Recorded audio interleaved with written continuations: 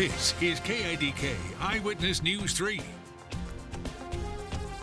Funding education with a new formula. Good evening, I'm Todd Kuntz. Thanks for being here with us tonight.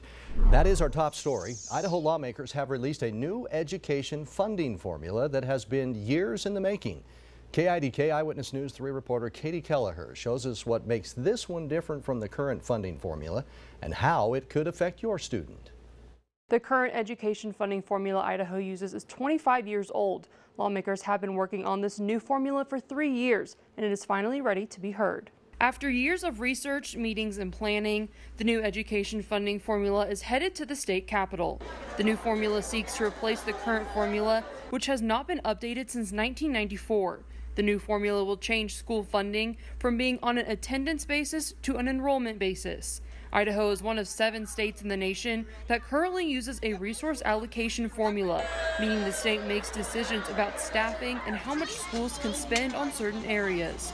This new formula will take into account various factors regarding specific students. Additional funding will be added for student characteristics and learning environments where the student is learning. So it's much more individualized, much more local control, where the people who know those students best can make the decisions about where to focus the resources. This has been a long process for lawmakers, partly because of how much feedback they have been seeking and receiving from districts and charter schools around the Gem State. We have received so much feedback over the 3 years.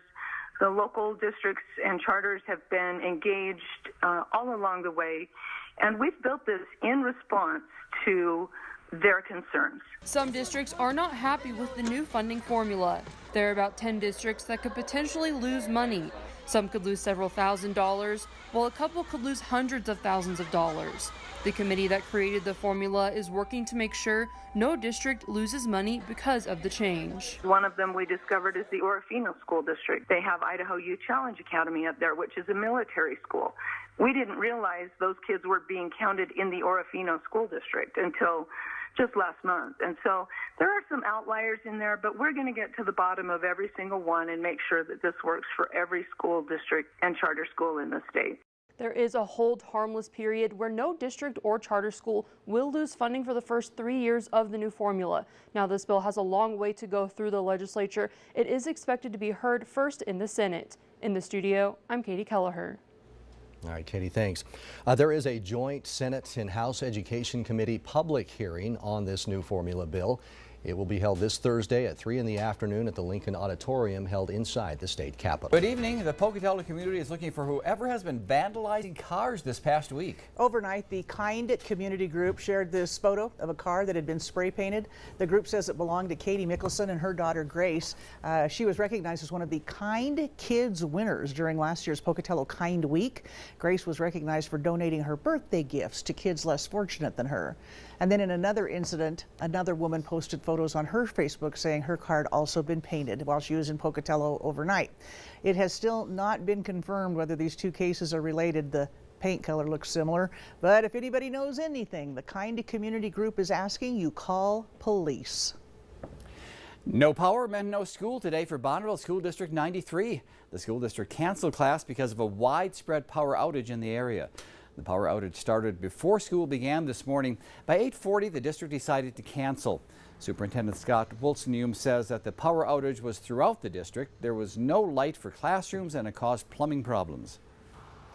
We looked at the timeline from Rocky Mountain Power. The estimate was 3 to 3.5 hours before the power would come back on. And so at that point, given those 3 factors, we decided it's best to cancel school for the day. Fairview Elementary, Falls Valley Elementary, and Hillcrest High School were the only schools to not lose power. Rocky Mountain Power reports over 17,000 customers in the Ammon area were without power. Power was restored completely by noon. Idaho Power could be among the first energy companies to go to completely clean in the U.S. by 2045. The company says they will phase out coal plants and begin generating energy from solar and wind sources. Local News 8 reporter Brady Halbleib has more on how Idaho Power will do this. An 18-year-old California teen accused of brutally murdering an 87-year-old Pocatello woman in court today. Dustin Garrett Alfaro is charged with first-degree murder in the stabbing death of Arlene Kohler. Alfaro was scheduled to begin his preliminary hearing today, but both parties agreed that because of all the evidence still being processed, they would really like to move the hearing to June 13th. Alfaro is being held on a $1 million bond. The 17-year-old male accomplice remains in jail in California. He is waiting extradition to Idaho. And in continuing coverage, the attorneys for the Wyoming man accused of killing his pregnant ex-girlfriend wants to take back his guilty plea. Eric Olson pleaded guilty to murder and manslaughter in February. Olson's attorneys filed the request to withdraw the guilty plea Wednesday. The motion hasn't been addressed by the court yet.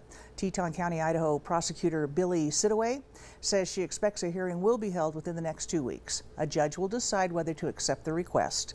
Olson has been held in the Madison County Jail since July of 2016 after Jennifer Nally was shot and killed at her Teton Valley, Idaho cabin. A man is in jail for trying to run away from deputies. The Power County Sheriff's Office say David Paul Williams was arrested on Tuesday, and according to the deputies, Williams crashed into more than one parked car during the pursuit, crashed his vehicle, was tased after he tried to run away. He was booked into the Power County Jail after he was released from the hospital. He is being held on a variety of charges, including possession with intent to deliver a controlled substance, eluding an officer, unlawful possession of a firearm by a felon, and DUI. Bonneville County law enforcement looking for these two guys. They walked away from a work release detail. Gustavo Chavez and Skylar Briggs failed to return to the Bonneville County Jail. So if you happen to see these two guys or you have any information on their whereabouts, please call police.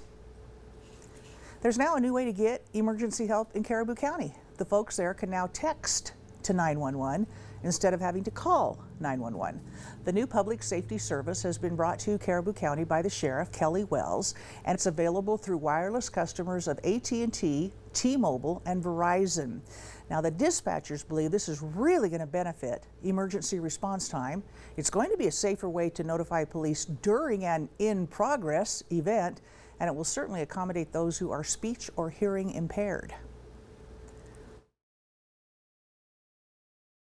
I'm expecting great things. I think it's going to be an awesome landline for people that have struggles with us. I've gotten some hard calls where we weren't able to communicate very well, and this could have solved a lot of the problem. Tonight at 6 o'clock, we'll take a little closer look at how this new system works and how it really could save lives. Well, it's been a colder spring than other years, but emergency management officials tell us flooding is still on the way. Now, here's the question. Are you ready for it? Local News 8 reporter Tristan Lewis joining us now, and he shows us why getting flood insurance is so crucial. Tristan? That's right, Carol. It is pretty crucial. Insurance agents say there's really no best time to get flooding insurance. They say if you live somewhere that is prone to flooding, it's important to get it right away. Most home insurance policies will cover interior water damage, like if a water heater were to leak. But if you have anything outside coming in, then it's considered flood, which is normally excluded on your typical home insurance. If you are someone that lives in a place that has flooding typically, you might want to get insurance as soon as possible. So if you have a claim going right now, of course, it would exclude it if you didn't have flood insurance before. They vary a little bit, but you're anywhere from 2 weeks to a month. So if you bought it right now, you wouldn't actually have coverage for 2 weeks to a month until it actually kicked in.